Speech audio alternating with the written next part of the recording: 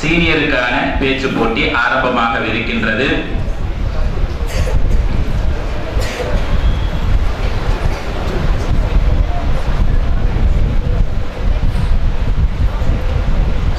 Senior பேச்சு போட்டியினுடைய ஆரம்ப போட்டியாளராக S Mohammed Afrath, குற்றம் குற்றமே.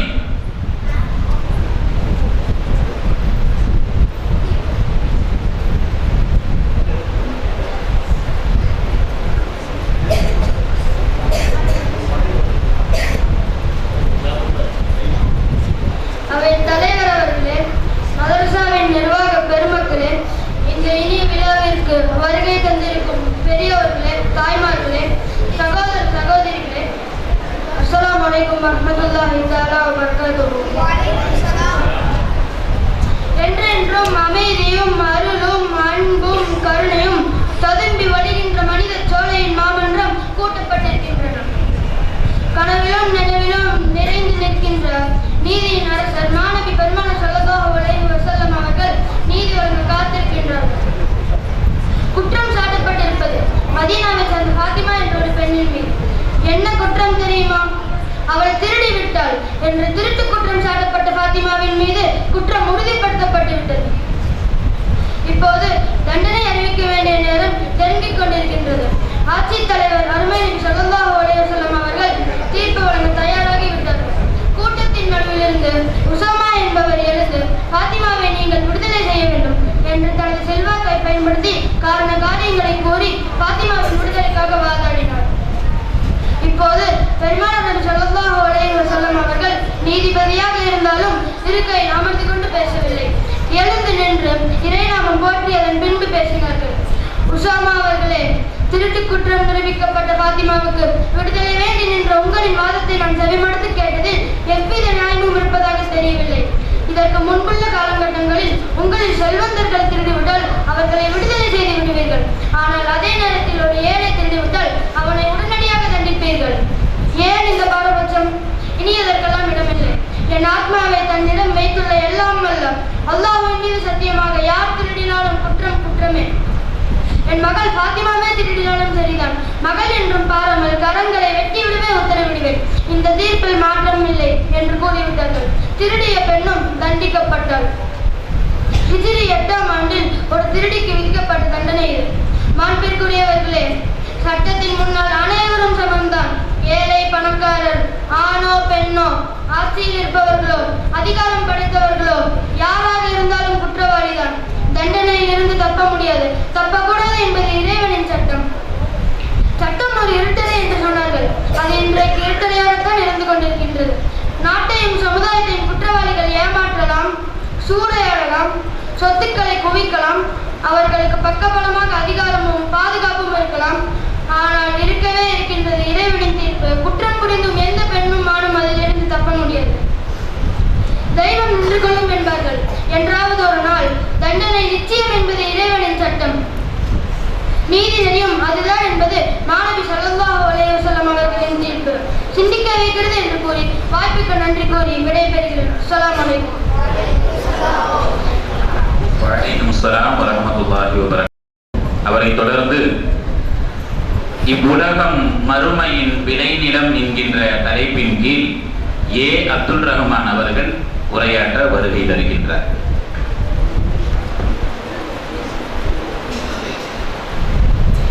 தலைவர் அவர்களே, நடுவர்களே, வருகை புரிந்திருக்கும் மரியாதைக்குரிய பெரியவர்களே, தாய்மார்களே, அனைவருக்கும் அஸ்ஸலாமு அலைக்கும். உங்கள் முன் நான் இவ்வுலகம் மறுமையின் விளைநிலம் எனும் தலைப்பில் உரையாற்றி வந்துள்ளேன். அல்லாஹ் தஆலா இவ்வுலகை மறு உலகின் விவசாய நிலமாக அமைத்துள்ளான். எனவே மறு உலகத்திற்கு தேவையான அனைத்து சாதனைகளும் இங்கே தயார் செய்து செல்ல வேண்டும். உதாரணமாக இவ்வுலகில் மனிதன் தாம் செய்யும் ஒவ்வொரு செயலின் நன்மை பலாப்பலன் கண் முன்னே தெரிய வேண்டும் நினைக்கிறான். ஆனால் அது இயற்கை நீதிக்கு மாற்றமாகும். எப்படி? உதாரணத்துடன் கூறட்டுமா? மூன்றாவது உதாரணம், ஒரு மட்டன் விதையை நட்டு தண்ணீர் ஊற்றி அதை பாதுகாத்து வருகிறோம். விதை கண்களுக்கு மறந்திருக்கிற யாராவது வந்து ஏன் வெறும் மண்ணில் தண்ணி ஊற்றுகிற, நீ பைத்தியமா என்று கேட்டால் கேள்வி கேட்ட மூளைதான் பைத்தியம் என்று பதில் சொல்லும். காரணம் நமக்கு நன்றாக தெரியும். அந்த சிறு விதையுள்ளே ஆயிரம் வீடுகளின் கலவுகள் செல்வத்தை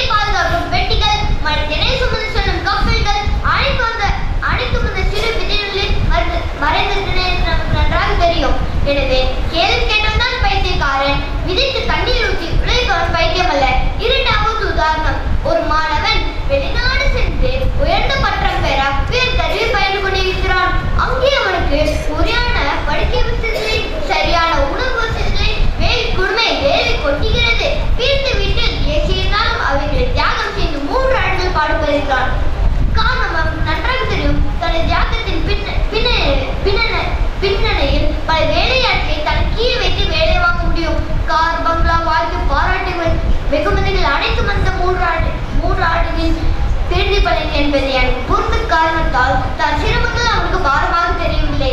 மூன்றாவது உதாரணம், குழந்தை உருவாகிடும் தாய் கருவறை அங்கே வைத்து கை, கால், கண்ணு, காது, மூக்கு, நாக்கு அனைத்து உருவாகின. அனைத்து உறுப்புகளும் இல்லை. அவைகளின் செயல்பாட்டில் வயிற்றில் செய்து காட்ட முடியாது. காரணம், அங்கு உருவாக்கப்பட்ட செயல்பாடுகள் வெளியூருக்கு வந்த பிறகு தான் முடியும். ஆக ஒரு பொருள் உருவாக வேண்டிய இடம் ஒன்று, அதன் செயல்பாடுகள் வெளிப்படுத்த வேண்டிய இடம் ஒன்று. உருவாக்க வேண்டிய பொருள் ஏதேனும் குறைபாடுகள் இருந்தால் உலகமே ஒன்று கூடினாலும் அதை நிறைவு செய்ய முடியாது. இறைப்படைப்புக்கு மாற்றம் செய்ய முடியாது. தேவைப்பட்டால் பிளாஸ்டிக் சர்ஜரி மூலம் பொய்ப்பான மாதிரி உறுப்புகளை இணைத்து உதவி செய்ய முடியும். ஒரு பொருள் உருவாக வேண்டிய இடம் வேர், அதன் பலன்களை பார்த்து சந்தோஷம் அடையும் இடம் வேர். அதே போல் தன் மறுவதற்காக தொழில் மற்றும் எந்தளவு தன்னை தியாகம் செய்து நேரங்களை ஒதுங்குவதை இறை வணக்கத்தில் இறை அறியாதவர்களின் நன்மைக்காக உழைத்து போராடுகிறானோ அதன் பலன்களை நிச்சயமாக மறுவுலகத்தை அடைந்து கொள்வான். மறுவுலகத்தின் சுகங்களை வருகின்றோடு சுருக்கமாக நடந்து வாழ்கிறாரோ நிச்சயமாக அவர்கள் நஷ்டவாளிகள், துர்பாக்கியவான்கள். எவர் மறுமையின் பயன்களை நோக்கமாக கருதி செயல்படுகிறாரோ அவருக்கு மறுமையை பதவியை நாம் முழுவாக கொடுப்போம். ஆனால் எவர்கள்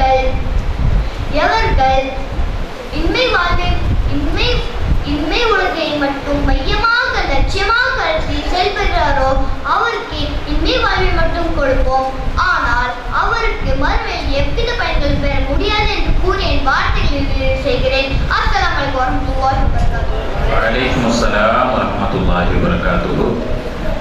அவரை தொடர்ந்து இன்ஷா அல்லாஹ் நாகாத்தல் நலம் பயக்கும் என்கின்ற தலைப்பின் கீழ் CM முகமது ஜயீத் அவர்கள் உரையாற்ற இருக்கின்றார்.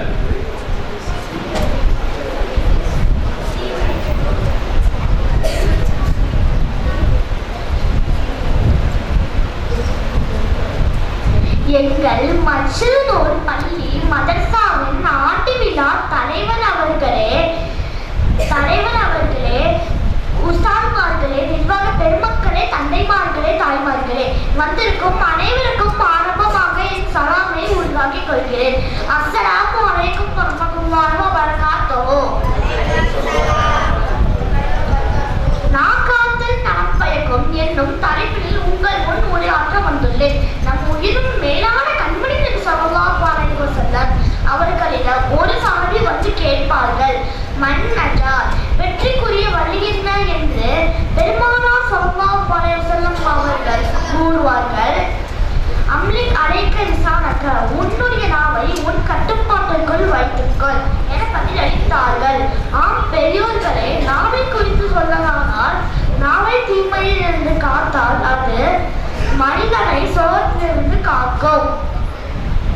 மேலும் சொல்வார்கள் முன்னோர்கள், பல்லாக்கு ஏறுவது நாவாலே, பல் உடைவதும் நாவாலே என்பதாக. நாவடக்கம் இருவகை. ஒன்று, தேவையற்றவைகளை விடுத்து தேவையானதே மட்டும் பேசுவது. இதனால் உடலுக்கும் பாதுகாப்பு, உள்ளத்திற்கும் பாதுகாப்பு. இரண்டு, உணவை கட்டுப்படுத்துதல். இதனாலும் உடல், உள்ளம் இரண்டும் சுகம் பெறும். ஒரு மனிதன் தன் நாவை காக்கவில்லையானால் அந்த நாவு வேறு அல்லாத எவனையும் அவன் காப்பவனாக இருக்க முடியாது என்பார்கள் முன்னோர்கள். பேச்சுக்கு இலக்கணம் 8. 1, உண்மை, உண்மையே பேச வேண்டும், பொய் கூடாது. 2, நன்மை, நன்மையானதே பேச வேண்டும், தீமை கூடாது. 3, அன்பு, எல்லோரிடமும் அன்புடன் பேச வேண்டும், வெறுப்பு கூடாது. 4, நிதானம், எதையும் நிதானமாக பேச வேண்டும், அவசரம் கூடாது. 5, இனிமை, இனிமையாக பேச வேண்டும், கருகருப்பாக பேசக்கூடாது. 6, ஆழம், கருத்தாழம் உள்ளதையே பேச வேண்டும், கண்டதையும் பேசலாகாது. 7, சமயம், நேரமறிந்து பேச வேண்டும், எல்லா நேரங்களிலும் எல்லாவற்றையும் பேசக்கூடாது. 8, சபை, சபையிட்டு பேச வேண்டும், சபை நாகரீகம் என்று பேசக்கூடாது.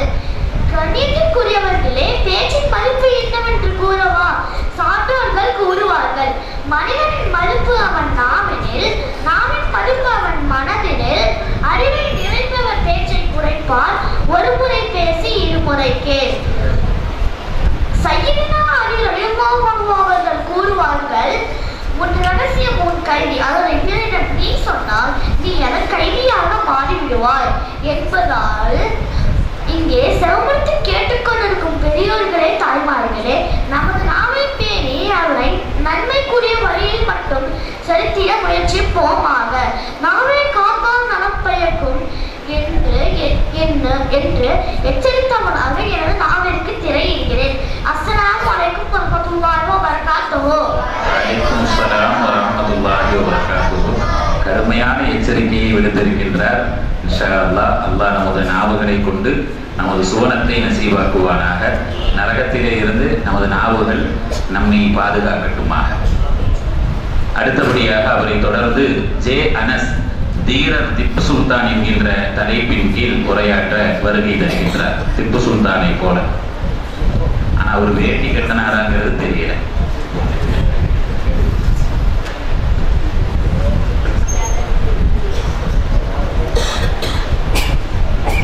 அஸ்ஸலாமு அலைக்கும் வரஹ்மத்துல்லாஹி வபரகாத்துஹு. அகண்ட நிலப்பரப்பை வைத்தோ அல்லது போர்க்களத்தில் வெற்றி கொண்டோ எண்ணற்ற பகுதிகளை இணைத்ததை வைத்தோ ஒருவன் பேரரசனா என்றால் இல்லை இல்லை, மக்களின் நலன் மட்டும் பெரிதென யார் ஆட்சி செய்தானோ அவன் தான் உண்மை பேரரசன் என்று வரலாறு சொல்லும். அதன் அடிப்படையில் வெள்ளையரின் கனவுகளிலும் பெரும் அச்சத்தை ஏற்படுத்தியவர் தீரர் திப்பு சுல்தான் அவர்கள்தான் உலகின் தலை சிறந்த பேரரசர். 1753 நவம்பர் 20 ஹைதர் அலி பர்வனிஷா என்ற பெற்றோருக்கு வேண்டியாக பிறந்தார். பால்ய கல்வி கற்கும் போதே தந்தையின் நேரடி பார்வையில் போர் பயிற்சியையும் முழுமையாக கற்றுக்கொண்டு நாட்டையும் நாட்டு மக்களையும் காக்கும் பணியினை ஏற்றுக்கொண்டு பன்மொழி புலமையுடையவராகவும் விளங்கினார். 1782 முதல் 1799 வரை மக்களாட்சி செய்தவர் தீரர் திப்பு சுல்தான் அவர்கள். வட இந்தியா முழுவதையும் ஆக்கிரமித்து தென்னிந்தியாவை ஆக்கிரமிக்க வந்த வெள்ளையருக்கு கடும் சோதனையாக இருந்தவர் தீரர் திப்பு சுல்தான் அவர்கள். சூழ்ச்சிகளும் தந்திரங்களும் காட்டிக் கொடுக்கும் கண்காணித்தனமும் நிறைந்திருந்த போர்க்களத்தில் மக்கள் சேவை மட்டும் பெரிதென முழு மூச்சாக இருந்தவர் தீரர் திப்பு சுல்தான் அவர்களை திசை திருப்பிடவில்லை. எந்நிலையிலும் இஸ்லாமிய நெறிமுறைகளை சீராக கடைபிடித்து வந்தவர் தீரர் திப்பு சுல்தான் அவர்கள். சிக்கன திருமணம் பலம் பொங்கும், அல்லாஹ்வின் அருளையும் பெற்றுத்தரும் கூறியதோடு தானும் செய்து காட்டினார். மூச்சு திணற வைக்கும் அரசு பணிகள், எதிரிகளின் எதிர்ப்பு, துரோகிகளின் நரித்தனமும் நிறைந்திருந்த போர்க்களத்தில் தன்னுடைய இனிய நண்பரான பிரிட்டிஷாரின் இன்னொரு அசைக்க முடியாத சக்தியாக இருக்கும் பிரெஞ்சு நாட்டின் மாவீரரான நெப்போலியனுக்கு பிரெஞ்சு மொழியில் அல் குர்ஆனை மொழிபெயர்த்து அனுப்பியதோடு இஸ்லாத்திற்கான அழைப்பையும் இடைவிடாது செய்து வந்தவர் தீரர் திப்பு சுல்தான் அவர்கள். தன்னுடைய ஆட்சியில் அனைத்து மக்களும் கல்வி அறிவு பெற்றவர்களாக இருக்க வேண்டும் என்பதற்காக 6 கிலோமீட்டர் ஒரு பாடசாலை நிறுவி கல்விக்கு முக்கியத்துவம் செய்தவர் தீரர் திப்பு சுல்தான் அவர்கள். தன் வாழ்நாளில் பெரும் பகுதியை போர்க்களத்திலே கழித்தவர் தீரர் திப்பு சுல்தான் அவர்கள். தன்னுடைய ஆட்சியில் அனைத்து மக்களும் செல்வச் செழிப்புடன் மகிழ்ச்சியுடன் இருந்தார்கள் என்று பிரிட்டிஷாரின் ஒரு அதிகாரிகளில் ஒருவரான ஜெனரல் ட்ரோம் அவர்கள் கூறினார்கள். வாழ்வை கேள்வியாக்கும் மது, அதன் மூலம் கிடைக்கும் வருமானம் தனக்கு தேவையில்லை என்று பூரண மதுவிலக்கை அமல் செய்தவர் தீரர் திப்பு சுல்தான் அவர்கள் என்று அண்ணல் மகாத்மா காந்தியடிகள் கூறினார்கள். மதுவின் வருமானத்தால் அரசு நடைபெறுகிறது என்று கூறும் ஆட்சியாளர்கள் சிந்திக்க வேண்டும். கூடவே இருந்து குடிபறித்து துரோகிகளின் நயவஞ்சகத்தால் காட்டிக் கொடுக்கப்பட்டு கொல்லப்பட்டு தீரர் திப்பு சுல்தானின் சடலத்திற்கு அருகில் நின்று இனி இந்தியா எங்களுடையது என்று வெள்ளையர்கள் கொக்கரித்து அந்த மாவீரரின் வரலாற்றை நாம் அறிந்து கொள்ள கடமைப்பட்டவர்களாக இருக்கிறோம். வல்லநாயன் அல்லாஹ் தீரர் திப்பு சுல்தானுக்கு தந்தருளிய இறை நம்பிக்கையும் நாட்டு பற்றியும் நமக்கும் தந்தருள்வானாக என்று துவா செய்தவனாக. அஸ்ஸலாமு அலைக்கும் வரஹ்மத்துல்லாஹி வபரகாத்துஹு. வலைக்கும் ஸலாம் வரஹ்மத்துல்லாஹி. அல்ஹம்துலில்லாஹ். வீரதீரமான ஒரு உரையை நிகழ்த்தி சென்றிருக்கின்றார். அல்லாஹ் பரக்கத் செய்வானாக. அடுத்தபடியாக அவரை தொடர்ந்து சுயநலமே பிளவுக்கு காரணம் என்கின்ற தலைப்பின் கீழ் ஐ சனா அவர்கள் உரையாற்ற வருகை தருகின்றார்.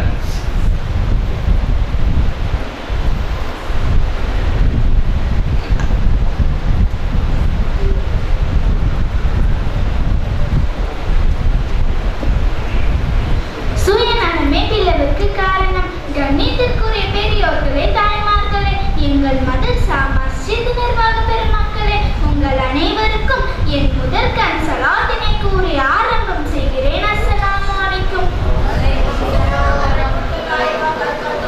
மனித இனத்தை மட்டுமல்ல எல்லா இனங்களையும் ஜோடியாகவே படைத்துள்ளான் அல்லாஹ். நீங்கள் சிந்தித்து நல்லுணர்வு பெறுவதற்காக ஒவ்வொரு பொருளையும் நாம் ஜோடி ஜோடியாகவே படைத்துள்ளோம். சூரா 51:49 வசனம் என்று அருள்மறையாம் குர்ஆனில் அல்லாஹ் கூறுகிறார், எந்த பொருளும் அது படைப்பதற்கான நோக்கம் நிறைவேற வேண்டுமானால் தன் ஜோடியுடன் இணைந்து இயங்கிவிட வேண்டும். ஜோடியை விட்டும் பிரிந்து தனித்து இயங்கும் எதுவும் பயன்களை தர முடியாது, பயன்களை பெற முடியாது. இவ்வாறுதான் மனிதனும் திருமணத்துக்குரிய தகுதிகளை பெற்றவர்கள் திருமணம் செய்திட வேண்டும். ஆணோ பெண்ணோ எவராயினும் தனித்து வாழ்ந்திடுவது ஆபத்து. பல சமூக கேடுகளுக்கு அது வழிவகுத்துவிடும். திருமணத்துக்கு பின் கணவன் மனைவி இருவருமே பரஸ்பர பாசத்துடனும் ஒருவர் நலனில் மற்றொருவர் அக்கறையுடனும் வாழ்ந்திட வேண்டும். கணவன் மனைவி இருவருமே தன்னுடைய நலனை விட தன் இல்ல துணை நலனுக்கு முன்னுரிமை தந்திட வேண்டும்.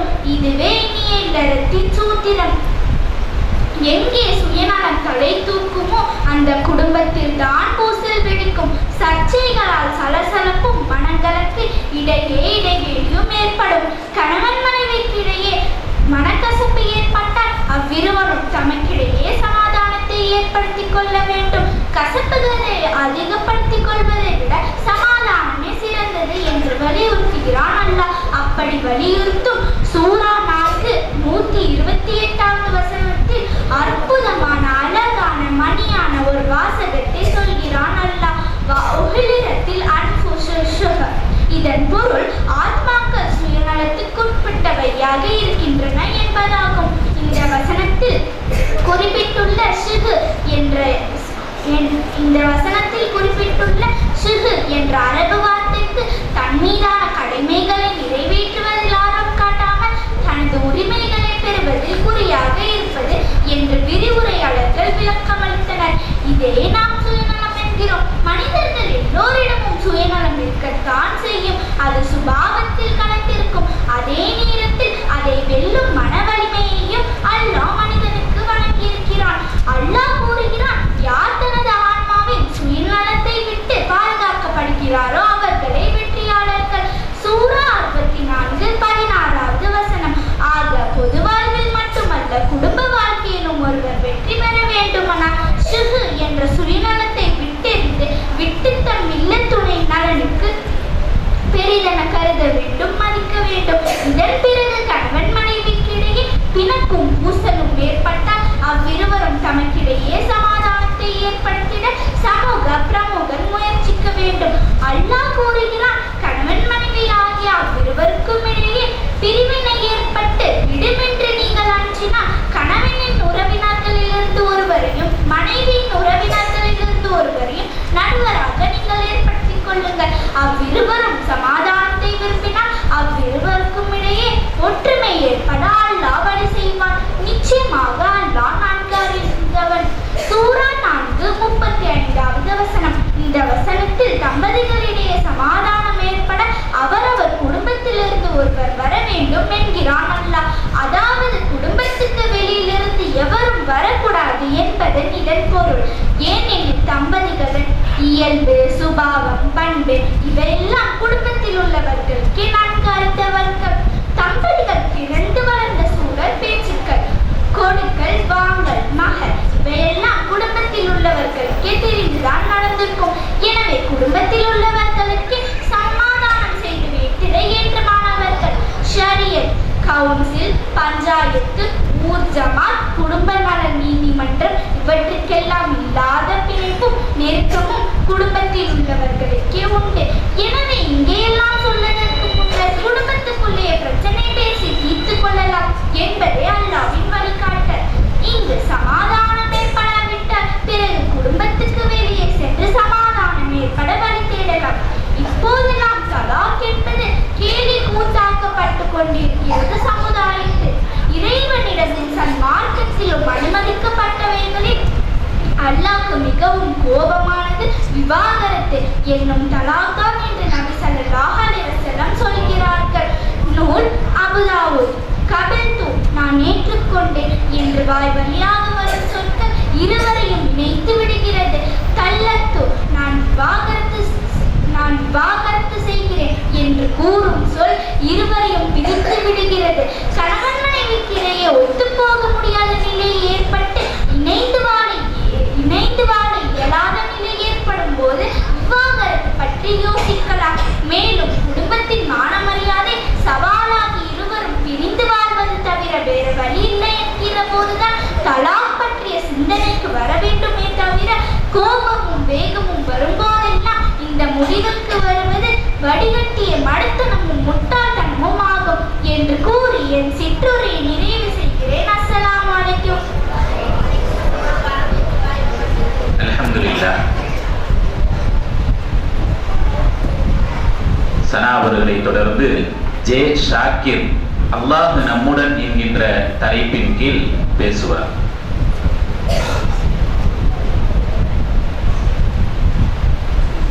அஸ்ஸலாமு அலைக்கும் வரஹ்மத்துல்லாஹி வபரகாத்துஹு.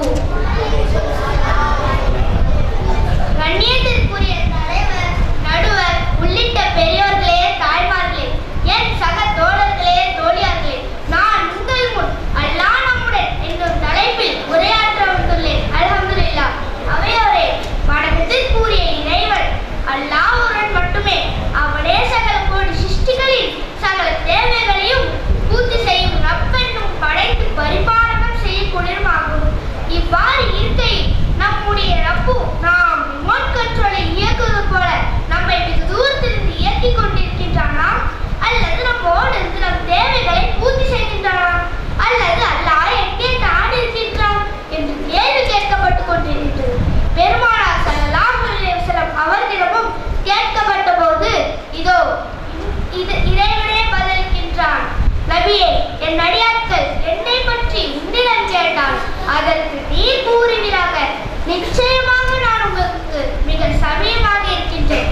எவரும் என்னை அழைத்தால் அந்த அழைப்பாளரின் அழைப்புக்கு பதிலளிக்கின்றேன். அல் குர்ஆன் சூரா 5 186வது வசனத்திலும் மேலும் வகால் அல்லாஹு இன்னி மஅக்கும், நிச்சயமாக அல்லாஹ்வாகிய நான் கூறுகின்றேன், நான் உங்களுடனே தான் இருக்கின்றேன். அல் குர்ஆன் சூரா 5:12வது வசனத்திலும் அழுத்தமாக கூறுகின்றேன்.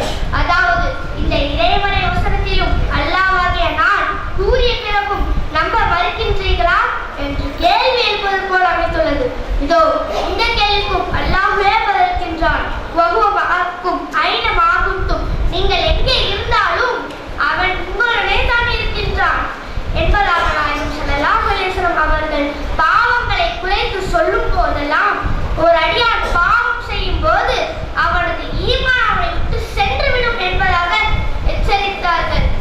கண்ணியமானவர்களே, இங்கு நாம் கவனிக்க வேண்டிய விஷயம், ஒரு அடியானிடமிருந்து சந்தர்ப்பங்களில் ஈமான் கூட சென்றுவிடும். ஆனால் அல்லாஹ் எக்காரணத்தை கொண்டும் அவனை விட்டு செல்ல மாட்டான் என்பதாக. அல்லாஹு அக்பர். ஆம் பெரியோர்களே, தாய்மார்களே, நாம் பிறப்பதற்கு முன் எதுவுமாக இல்லாதிருந்த போதும் பிறந்த பின் பச்சில குழந்தையாக இருந்த